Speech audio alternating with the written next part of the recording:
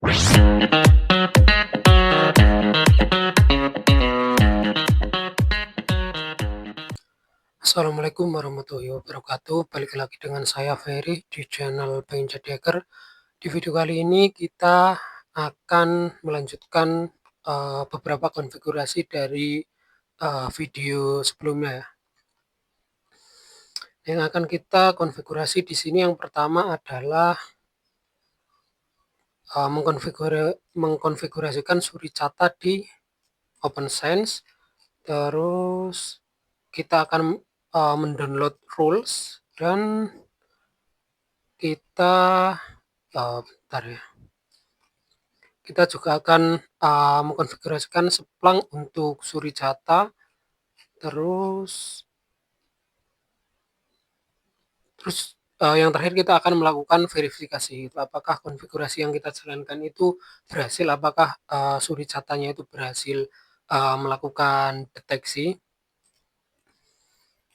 Oke, untuk langkah yang pertama saya jelaskan topologinya dulu. Ini adalah untuk topologinya. Kali Linux itu sebagai attacker melakukan serangan ke OpenSense. Terus OpenSense ini mengirimkan Suricata Intrusion Detection System yang berbentuk EV JSON Alert ke syslog di UDP port 514, lalu akan dikirim ke Splunk-nya, terus kita bisa melakukan analisa alert. Yang pertama, kita akan melakukan konfigurasi Suricata di OpenSense. Nah, ini teman-teman bisa pause ya kalau teman-teman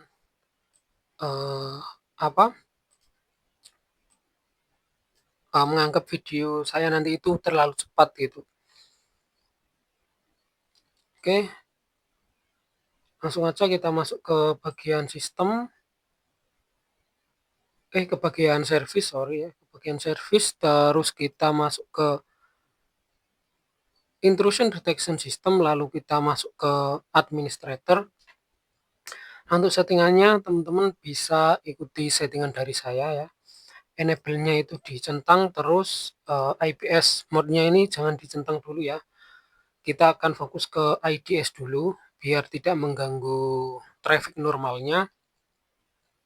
Untuk promiscuous mode itu juga dicentang, terus interface-nya kita pakai kedua-duanya len sama one. Terus di sini untuk pattern matcher-nya itu teman-teman pilih yang hyperscan ya biar ngedeteksinya itu lebih mudah gitu ya. Ini kan awalnya default, nah teman-teman bisa pilih hyperscan. Terus untuk di bagian logging itu teman-teman bisa centang di bagian enable syslog dan enable EV syslog output. Nah untuk rotate lognya itu teman-teman bisa pilih harian ya atau daily, ini jangan yang mingguan, nanti lognya itu bisa numpuk. Terus untuk save lognya ini biarkan default, di sini defaultnya adalah 4. Oke, nah untuk langkah yang kedua itu jangan lupa ya teman-teman klik save lalu di apply ya. Nah teman-teman bisa klik apply di sini. Terus yang kedua itu kita akan melakukan download rules ya, di mana letaknya yaitu adalah di service intrusion detection system di download.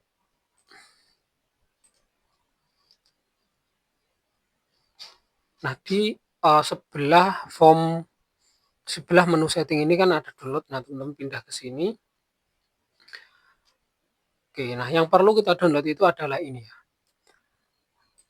open emerging scan, terus emerging exploit, malware, DOS, shellcode, web server, user again, terus Feodo tracker, URL house, sama Threadfox. Nah di sini kan pilihannya banyak sekali ya teman-teman, bisa dilihat. Nah kalau teman-teman pusing ya tinggal di centang semuanya aja gitu ya, dicentang semuanya gini boleh. Tapi ya yang pasti nantinya server kita itu ya makin berat. Oke, nah kalau udah teman-teman centang semua ataupun teman-teman pilih sesuai dengan data yang saya berikan ini, lalu teman-teman download and update rules. Oke, selanjutnya kita akan melakukan start Suricata. Nah, yang langkah pertama yang bisa teman-teman lakukan adalah melakukan klik apply ya, tapi di sini kayaknya nggak bisa di-apply ya. Nih, tuh nggak bisa diklik ini. Nah, ini nggak bisa diklik untuk apply-nya. Nah, jadi teman-teman bisa menggunakan SSH ataupun dari server command line OpenSense-nya. Teman di sini bisa pilih 8 ya, atau bisa akses pakai Kali Linux menggunakan Secure Shell. Nah, lalu teman-teman ikutin ini. Nah, ini kalau mau pakai SSH ya. Nah, teman-teman untuk melakukan start itu bisa menggunakan config ctl id start. Nah, tadi ntar config ctl id status ya. Karena saya sudah melakukan start. Nih, Suricata is running as PID 5777. Ini berarti Suricatanya itu udah berhasil running ya. Terus nextnya kita akan mengkonfigurasikan Splunk untuk Suricata. Di sini kita akan membuat props.conf. Nah, jadi apa itu prop.conf? Di sini saya juga sudah jelaskan ya. Ini adalah file konfigurasi Splunk yang digunakan untuk mengatur cara Splunk membaca dan memproses data yang masuk. Nah, tanpa props.conf, nah, Splunk itu tidak tahu format data yang diterima gitu ya. Nah, cara buatnya itu teman-teman bisa di AOPT Splunk etc system local props.conf. Ntar nih, kalau pengen enak teman-teman gini. Nah, bagi menjadi 2 layar gini ya. Kita sudo nano. Ini ada yang salah nano. OPT Splunk etc sistem lokal props.conf. Lalu teman-teman enter. Sini masukkan passwordnya. Nah, untuk settingannya teman-teman bisa samakan dengan punya saya ya.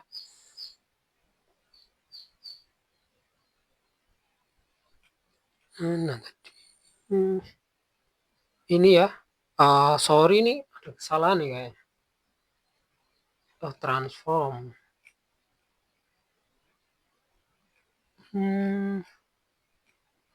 Iya, ini ada kesalahan nih kayaknya. Cafe mode. Bisa ikuti settingan dari saya ya. Ini menggunakan Suricata lalu short line march di sebelah kiri layar saya atau di server CM-nya. Iya, ini salah nih. Data.json. Ini harusnya yang di transform.conf. Oke, selanjutnya nah nanti ini akan saya taruh di GitHub saya, bisa teman-teman copy nanti.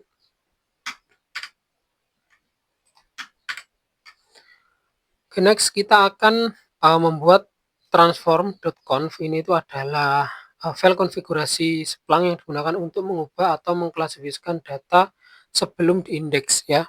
Ini itu bekerja sama dengan props.conf. Sama teman-teman, di sini lokasinya sama tapi cuma beda nama file aja ya. Transform.conf, enter. Untuk settingannya itu seperti ini.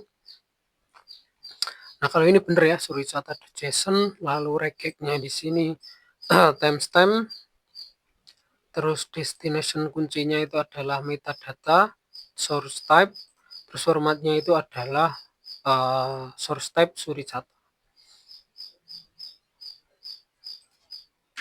Oke, kalau sudah teman-teman bisa melakukan restart Splunk ya, seperti ini.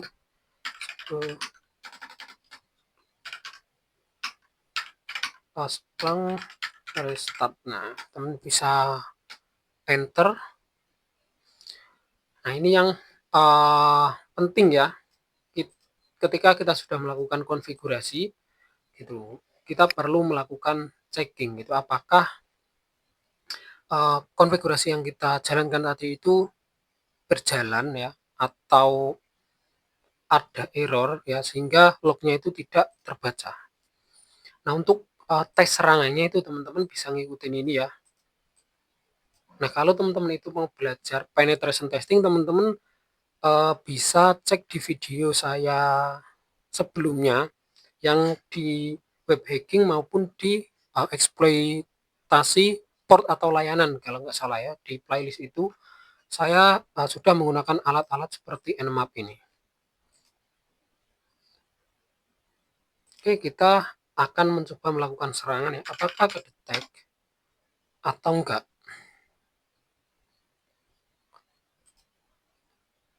Oke, di sini sudo nmap, nggak usah pakai sudo, nggak apa-apa sih.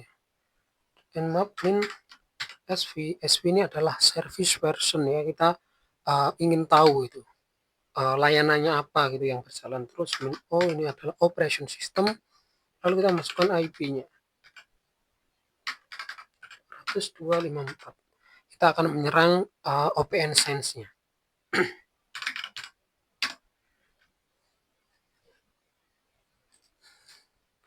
Oke, sambil menunggu serangannya itu selesai, saya jelaskan lagi ya. Di sini kita bisa melakukan check alert di OpenSense itu di bagian service, terus intrusion detection system, lalu di bagian alert.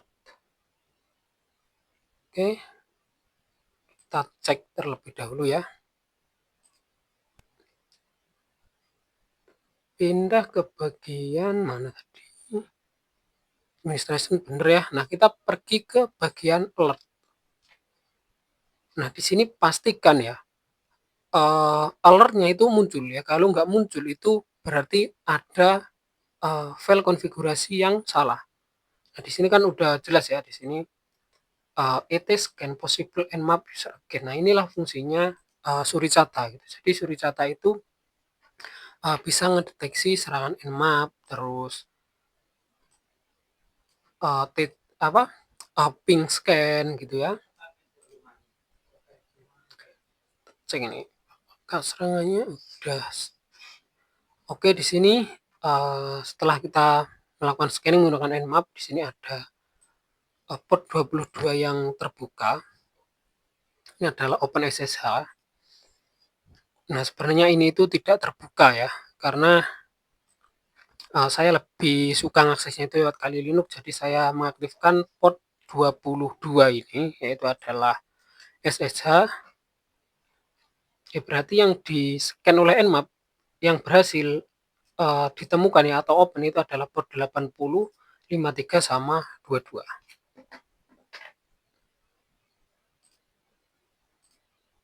Oke, kita coba refresh. Nah, ini yang versi terbaru ya dari serangan kita tadi yang udah kedetek langsung oleh Suricata. Di sini jamnya bisa teman-teman lihat ya. Di sini hari ini bulan 4 tanggal 10 2026. Terus nah yang berhasil didetek itu adalah di port 80. Terus alertnya ini it scan possible nmap user again observed. Jadi alert ini adalah indikasi adanya scanning menggunakan user again nmap gitu ya. Nah, langkah selanjutnya kita akan pastikan di seplangnya, apakah di seplang ini udah kedetek apa belum gitu ya. Lebih tepatnya udah kekirim apa belum gitu loh ya.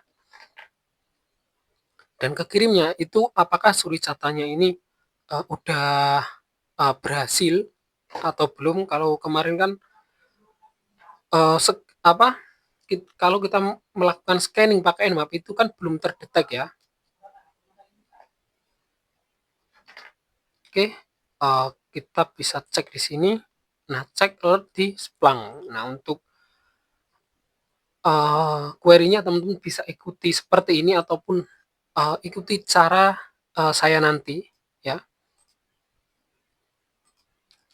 Ini teman-teman bisa cek di last 15 menit.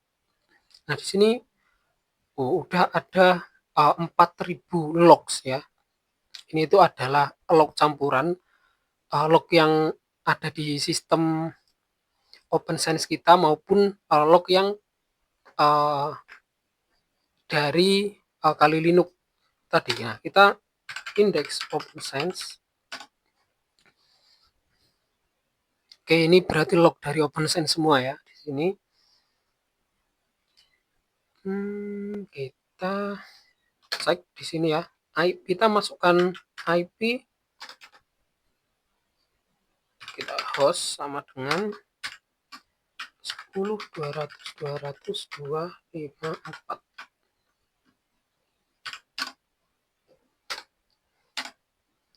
Enter. Oke, lognya masih ada banyak. Kita cari nmap gini ya guys, ketik nmap. Oke, di sini ada 12 event. Nah, berarti di sini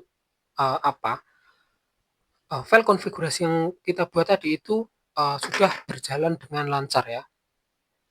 Nih, kita pindah ke all time ya. Nah, udah ada 36 event. Ini adalah saya tadi melakukan serangan nmap ya. Ini adalah real time detection. Nah, di sini kita baca. Ini April. Ntar, ya ini jamnya nggak sesuai guys ya. Ntar kita cari nih IP si penyerang ya. Nah ini IP dari si penyerang itu ada di 10.200.210. Ini adalah IP dari Kali Linux kita ya, yang berhasil melakukan scanning menggunakan nmap ke menggunakan port 32868 ke IP 10.200.200.254 ke port 80. Oke, kita bisa lihat detailnya. Ini sertifikatnya itu syslog ya, dari UDP 514. Nah, ini yang penting ini guys. Prosesnya Suricata ini udah kedetek. Nah, terus PID-nya sama ya, 5777. Ini sampai bawah ini adalah serangan nmap gitu ya. Kita cari lagi ya. 10.200.210. Nah, sama ini eventnya karena kita nyerangnya itu menggunakan Kali Linux tadi ya. Oke, di video kali ini kita udah berhasil melakukan beberapa konfigurasi dan mendeteksi serangan nmap menggunakan IDS Suricata. Nah, mungkin nextnya kita akan bahas untuk IPS ya, atau Intrusion Prevention System. Bagaimana cara melakukan pencegahan serangan, contohnya seperti serangan scanning nmap. Nah, jika teman-teman itu bingung atau ada yang mau ditanyakan, silakan tinggalkan di kolom komentar. Kurang lebihnya saya mohon maaf. Wassalamualaikum warahmatullahi wabarakatuh.